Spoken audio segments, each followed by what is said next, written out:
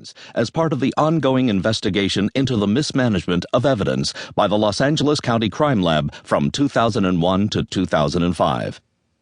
Jenkins, 26, was convicted in 2003 of killing her mother, Swiss-American socialite and philanthropist Marion Elzinger.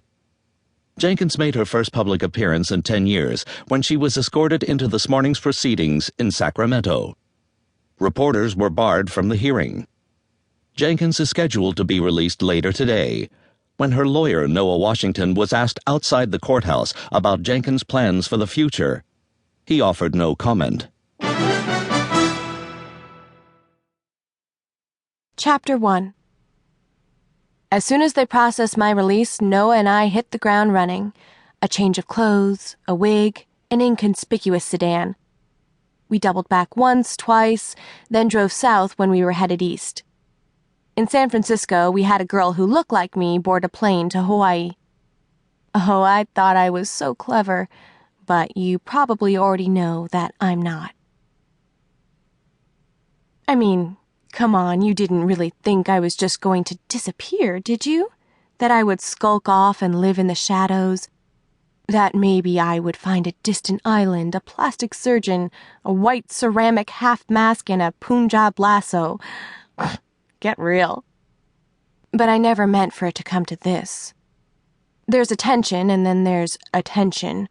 And sure, the latter gets you fame and money and free designer shoes. But I'm not Lindsay Lohan. I understand the concept of declining marginal returns. It was the not knowing. That's what I couldn't stand. That's why I'm here.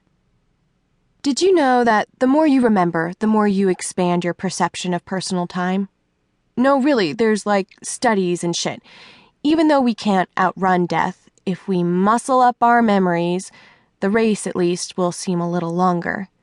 That is, we'll still die, but we'll have lived more. Kind of comforting, right?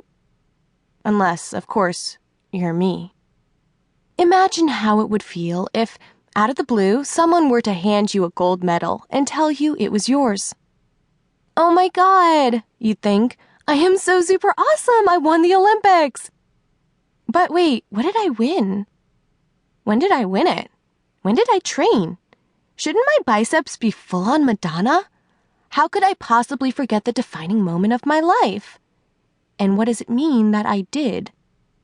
Now imagine that instead of a gold medal, you were given a murder conviction, and you'll have some sense of how it is for me. When I think back on the night my mother died, it's like trying to adjust a pair of rabbit ears to pick up a distant broadcast signal. Every so often, something comes into focus, but mostly, I just get the scraped sound of static. An impenetrable wall of snow. Sometimes there isn't even a picture. Sometimes there isn't even a TV. Maybe if I'd had a moment to stop and think that morning, I might have had the chance to imprint a useful detail or two, but the police hustled me out of the house and into a cruiser and over to the station before I could even think to worry about what I was wearing, much less what I might have done. By lunchtime, I was in an interview room picking dried blood out from under my fingernails while two detectives explained what they wanted me to write in my confession. Not that I blame them. I was always going to be the best story.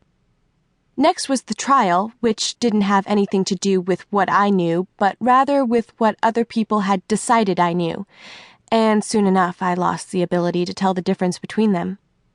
And now I'm stuck with a mess of a memory, a hodgepodge of angry testimony, sanctimonious magazine profiles, made-for-TV movies, less linear narrative than true Hollywood story highlight reel. I don't know what's mine anymore. And then there's the evidence. The only fingerprints in my mother's room, mine.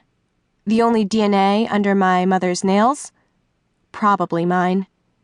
The only name written in blood next to my mother's body, definitely mine. That's right, you probably didn't know that part, did you? It's hard enough to maintain your innocence when so many people are so sure you're not. It's impossible when you're not sure of anything at all, other than the awful, inescapable fact that you hadn't particularly liked your own mother. The uncertainty ate at me.